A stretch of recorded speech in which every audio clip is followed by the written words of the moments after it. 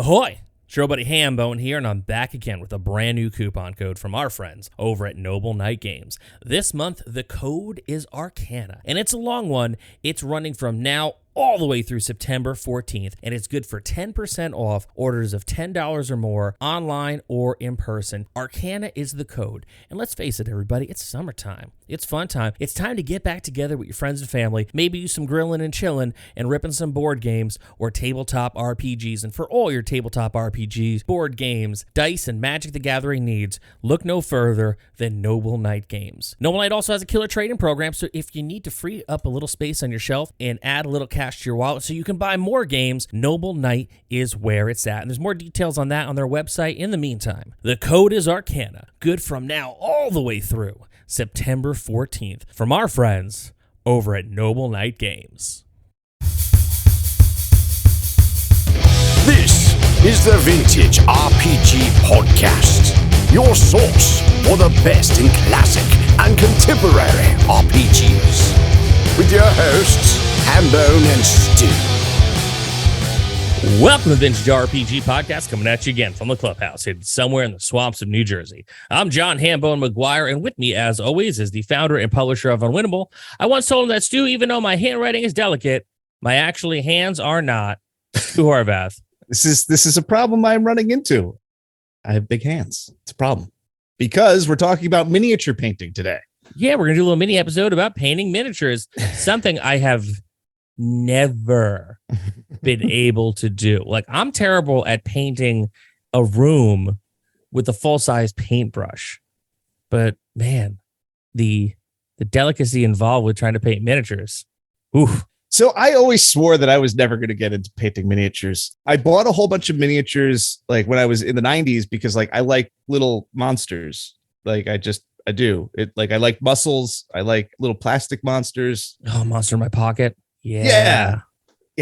So when I learned that there were metal D&D monsters, I bought a bunch of them because how could I not? It's really compulsive behavior if you look at my history through time. I know, but at least now you're writing a book about it. So it's like you're playing the long game, and it's not so much compulsive behavior as it was research. There you go. Even back then, it was research.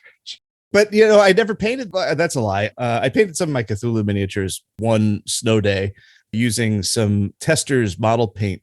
The results were uninspired. I've looked back at most of them and they are still uninspired, except a couple deep ones that I did. I think are actually like, that's like not bad, I guess. My wife was super impressed by it. She's like, whoa, that's really talented. And I was like, you're sweet. I mean, in fairness, she says the same thing to Jer. Exactly. Yeah. It was very much the Jer tone. Like, oh, that was really good. Like I'm 4. And that was pretty much the extent of my miniatures back in the day. Miniatures, of course, have a long history entwined with role-playing games. It's one of the holdovers from wargaming, where you need miniatures to show where you're. I mean, I guess you could use cardboard chits, but why would you do that when you could have cool little metal soldiers? There's a great video of Peter Cushing, Grand Moff Tarkin himself. Oh, Von Helsing. painting his little soldiers. It's like one of the best things in the world. He's like in his smoking jacket and like what looks like basically a Hammer horror set. And he's like got a cigarette dangling out of his mouth and he's just painting those metal men. And you know, not an ash or drop of paint ever hit that jacket. Right? Oh, God. Miss you, Peter Cushing. Oh, God. He was so good. He was so good. Great. But I just never had the knack. And honestly, when I was a kid, like I just didn't, the materials weren't easily available and I didn't know what I was doing. Fast forward to the 3rd edition era with their pre-painted minis for their skirmish game. I bought a lot of those because, again, I like little plastic monsters. I just do. I got a big box of them. Hey, man, monsters come in all shapes and sizes, and we don't discriminate. And those are pre-painted, and they're not really greatly pre-painted, but they're pretty cool. I like them. But as I've gotten into the vintage RPG stuff, I follow a lot of accounts that paint miniatures. I have a lot of miniatures because I still have the ones I bought in the 90s. And then I bought a bunch from a guy who was moving out of Jersey City. This is like, I don't know, 10 years now. That's how you get them. And I just got like this big box, old, really old, like 75 or yeah, like some stuff dating back to like 1975, Grenadier and Ralpartha stuff. Cool. I basically bought it for the boxes though. Like I'm not a miniature guy. I don't paint miniatures, but it keeps coming up and coming up and coming up. And I kind of have just absorbed a lot of knowledge about how to paint miniatures over the last 5 years. And there was a conversation in the Discord where some folks were painting miniatures. And I was just like, I was kind of like thinking about it as if I painted miniatures. I was like, oh, this is pretty good, dry brushing effect there. And it's just really, I like the highlights. And I was just I just realized to myself that I was thinking like somebody who knows what they're talking about. So then I was just like, well, let me pull out these miniatures, see what I got. So I cataloged all my miniatures, and there's some pretty cool ones. And I was like, well, I had been sending these out for people to paint, and that's cool. And it takes time, but maybe I could do it. Right? Right. Why not, man? Why not give it a shot? The worst thing that happens is that one of those fine people that you sent out your miniatures to have painted, you just send it back. Just like, I tried. Just can fix it, please. Make nice. I'm sorry. Yeah, so I got on the old Amazon, and I ordered some paints and some brushes and a little stand for them because neatness counts. Of course. And last weekend I painted my first miniature, and that was interesting. Hambone, it was interesting. Now, did you paint it out in the clubhouse? Did you paint it up in the office? Where were you working on it? I am no Peter Cushing. I did not trust myself wandering around my office with paint, especially with a 4-year-old running around. Very fair point. No, I did it out in the workshop, and oh, nice. Yeah, out on that workbench. So, couple things. First, priming is important. Something I didn't do as a kid, and I used black primer on a Grenadier Iron Golem. Was my first one. I figured, cool. It's already metal. How badly can I screw this up? True. So I primed the thing Friday night, and then Saturday I went in with some gray paint. I actually had like a silvery gunmetal was in the set, and I mixed it with a little bit of green. I thought that was really an advanced step. Look at you already mixing paint. Well, I didn't want to do just flat metal. I felt like that was like too beginnerish. You got to shoot high, right? Also, since the thing is already made of metal, wouldn't that be like a hat on a hat? Yeah, kind of. Yeah. So I got a little bit of green in there, and then Kyle, who's doing the illustrations for the book, is working on the illustrations. We have an ongoing chat about that, and he's just like, I want step-by-step progress photographs of this as you do this. So I was doing that, and he's just like, okay, so when are we going to do the wear and tear? When are we going to weather it and put rust on it? And I was like, dude, this is my first one. I don't know if I'm capable of this. And he's just like, no, you got to do it. You got to do it. I was like, I make no guarantees. But then, after I got a couple of, the thing about it is, and I always kind of psyched myself out, is that you get these little tiny brushes, and you have these little tiny guys, and you got to get, a little bit of paint on there, and you're painting each like little hair of the guy's beard. That's not how you do it, actually. Really? Yeah, no, it's a much simpler process. What I have to be mindful of is to just not like zone out and just like do anything. Like you have to be methodical with it, but you're building up like sort of layers of detailing, but like it's broad. You paint the whole thing. First thing you do, you prime it. Second thing you do is you put a base coat on. And that's basically one coat of paint that is like, if it was a plastic toy, that would be like this is, red plastic. Okay. And then you just kind of like start layering on highlights, or you wash in some undertones, some dark stuff. You're just building kind of like visual texture. You're not really worrying so much about detail until the very, very end, when you kind of want to like use a small brush to bring in some like really nice highlights to kind of pop details. So like mostly you're just kind of dabbing paint on until it looks good. It was really a lot less precise and a lot less detail oriented than I expected it to be. So it's not like coloring, like you would do in like a coloring book or something, or any other kind of art where you are, all right, this section is going to be this. I'm going to color this section like this first. Okay, this section is going to be this. I'm going to color this section like this next. And this section is supposed to be this. And then I'm going to color that. It really is, you have the base coat, you have the main color, and then you can just build your sections from there off of that main color. That actually makes a lot more sense. It does. And it isn't so much like what you're painting, it's where you're painting and how. It's nowhere near as rigid as like colored pencils or crayons or something like that, where you kind of putting lines down. Even if you're coloring like a large section with a crayon, you're still working with a point, right? Right. Like at any moment, you're really just putting lines and you're just putting them really close to each other. That's really like rigid. This is much more like watercolor, where you kind of are splashing stuff and it spreads and it levels, and like you kind of don't have precise control over the end product. That's the beauty of it. You kind of take what you get. At least right now, I mean, literally have painted 2 miniatures, one of which sucked. So like don't take this as gospel. This is really just my recap of my first impression.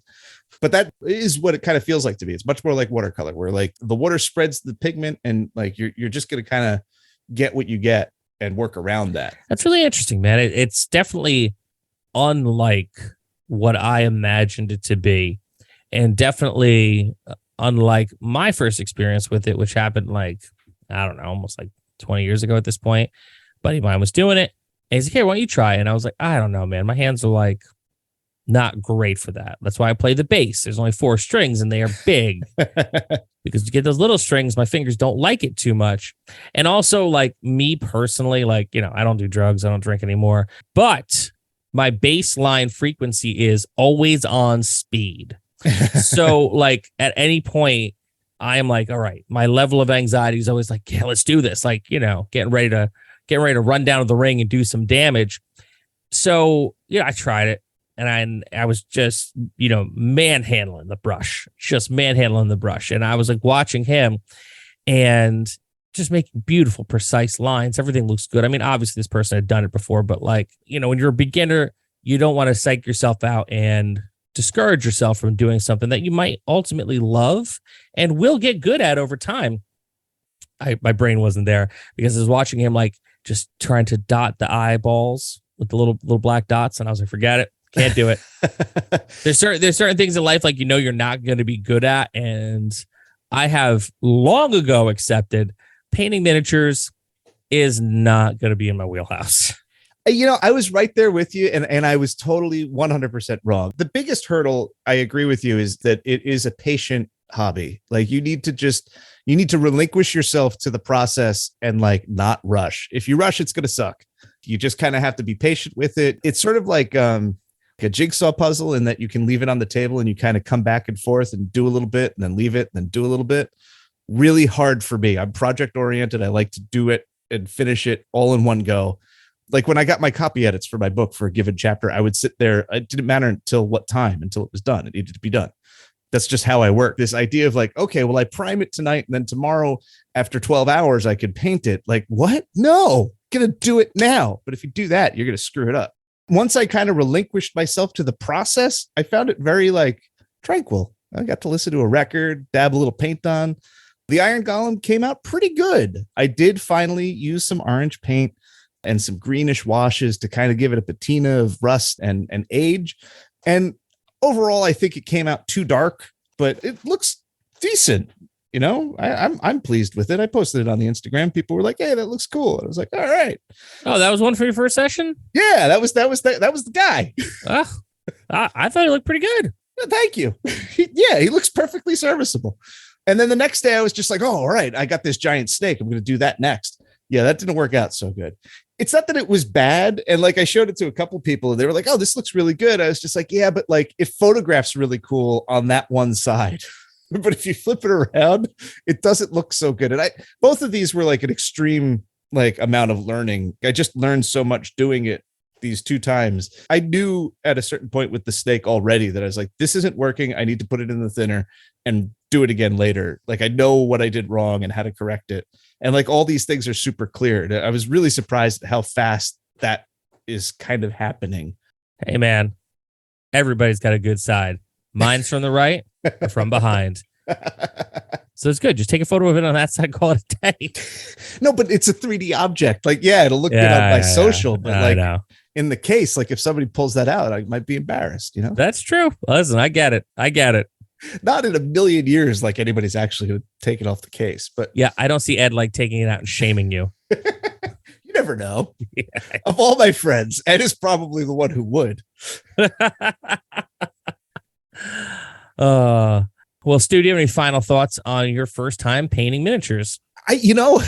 I do, because I'm just like sort of shamed about this. I'm just like, I'm going to do this on the sly. And if it works out, it works out. I'll be like, hey, look, I did this. And if it doesn't, I could just pretend like it never happened because nobody knows about it. Because I did that, I didn't learn about contrast or speed paints until after I already bought regular paints. They are what you need, Hambone. They are single application paint that like does your base coat, your mid coat, and your highlights all in one because of the way it's formulated to level. I haven't tried it yet. It sounds magical having done it the other way. I can't believe that it actually works, but apparently it does. You just put the paint on and it like makes miniatures look awesome. Well, that's awesome. I would like that. That is, I mean, I'm not going to do it. And I'll tell you, dear listener, like, I think that maybe I'm hoping I will slow down eventually and that my air quotes always on speed and level of anxiety will like subside and I'll be able to like relax and, put on a smoking jacket, even though I don't smoke. And smoking jackets are stylish. It doesn't have anything to do with smoking. I hear you. I would probably have like snacks in my pockets, remote control maybe. But, I'd like to think that one day I could slow down enough that I would try it. And listen, if I do, I will definitely share it on the internet so you all can see how it comes out. So this was another amazing episode of the Vintage RPG podcast. Stu, where can the people find you? They can find me on Instagram at Vintage RPG. Don't really expect me to post a lot of my miniatures. Like that's not really the focus of the account. So, I mean, like they might be in my stories, but once they go, they go. Exactly. Pop into the stories. You get 24 hours. If you don't see it till then, you got nothing. Had a look. You can find me across social media at John McGuire RPG. I'm posting more because I have things to promote. My RPG 321 action is available on Exalted Funeral now. If you like the show, don't forget to rate, review, and subscribe. Your reviews really do help our listeners to find us. If you really like the show, why not become a patron? Patreon.com/vintagerpg. We get a behind-the-scenes look at Stu's book. What's it called, Stu? Monsters, Aliens, and Holes in the Ground. A guide to tabletop role-playing games from D&D to Mothership.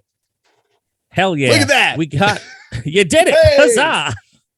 We got a behind the scenes look at 321 action and all the RPG goodness I'm bringing forth with that. We got early release episodes. We got a killer Discord community that we'd love for you to be a part of. And we've been running games for our patrons. I'm running DCC in October. I think I'm going to run Chill. Check it out, man. We'd love to have you on our Patreon, patreon.com/vintagerpg. So for Stu Horvath, I'm John Hambone McGuire. May the dice always roll in your favor. Thanks for listening. Don't forget to like, review, and subscribe to the podcast. Every review helps other listeners to find us. The Vintage RPG Podcast is a ham-fisted production.